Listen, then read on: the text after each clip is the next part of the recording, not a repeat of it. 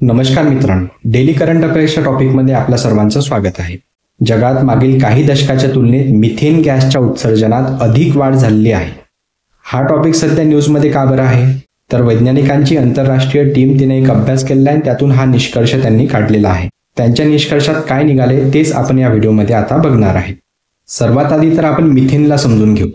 बाजूला जे तुम्हाला डायग्राम दिसतंय त्याच्या सेंटरला जे ब्लॅक कलरचा मॉलिक्यूल दिसतोय तो आहे कार्बन आणि त्याच्या अवतीभोवती जे 4 ॲटम दिसत आहेत तो आहे हायड्रोजन. म्हणजे मिथेनचं स्ट्रक्चर आहे CH4, कार्बन 1 आणि हायड्रोजन 4. तसं पाहायचं झालं तर 2006 नंतर मिथेनच्या उत्सर्जन दरात वाढ झाली, पण 2020 नंतर अतिशय जास्त प्रमाणात वृद्धी झाली आणि 2030 पर्यंत या दरात आणखी वाढ होण्याची शक्यता आहे. हे तर समजलं की मिथेनच्या उत्सर्जनात आणखी वाढ होणार आहे. त्याचं कारण सर्वात मुख्य म्हणजे वैश्विक तापमानात वृद्धी आणि त्यामुळे आर्द्रभूमीत झालेले परिवर्तन व मनुष्याद्वारे जीवाश्म इंधनाचा अधिक वापर करणे, त्यामुळे मिथेनचा जो उत्सर्जन आहे त्यात वाढ झालेली आहे. मिथेन वायूचं उत्सर्जन नैसर्गिकरित्या सुद्धा होते. म्हणजे एखादा प्राणी मेल्यानंतर तो सडतो, कुजतो आणि त्यातून जो वायू सिक्रेट होतो तो असतो मिथेन. आता आपण मिथेन गॅसविषयी आणखी माहिती घेऊया. मिथेन वायू अल्पकालिक जलवायू प्रदूषक असतो. कार्बन डायऑक्साईड म्हणजे CO2 नंतर ग्लोबल वॉर्मिंगसाठी दुसरा सर्वात मोठा योगदानकर्ता मिथेन आहे. मिथेन वायूच्या उत्सर्जनाचे मुख्य स्रोत कोणते? तर 2 आहेत, प्राकृतिक आणि मानवजनित.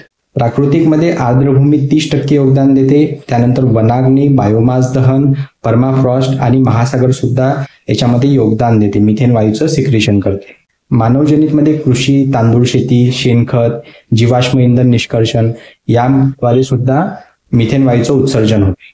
मिथेन वायूचा पर्यावरणावर प्रभाव काय होतो ते आता आपण जाणून घेऊया. सर्वात पहिला एक ग्लोबल वॉर्मिंग पोटेन्शियल, ज्याला GWP असं सुद्धा म्हटलं जाते. यामध्ये कार्बन डायऑक्साईडच्या तुलनेत 28 पट अधिक ग्लोबल वॉर्मिंगची क्षमता CH4 म्हणजे मिथेनमध्ये आहे.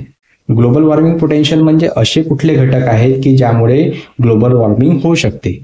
हा मिथेन वायू ट्रोपोस्फोरिक ओझोन निर्मितीसाठी मुख्य कारण आहे, जो अतिशय वायू प्रदूषक असतो.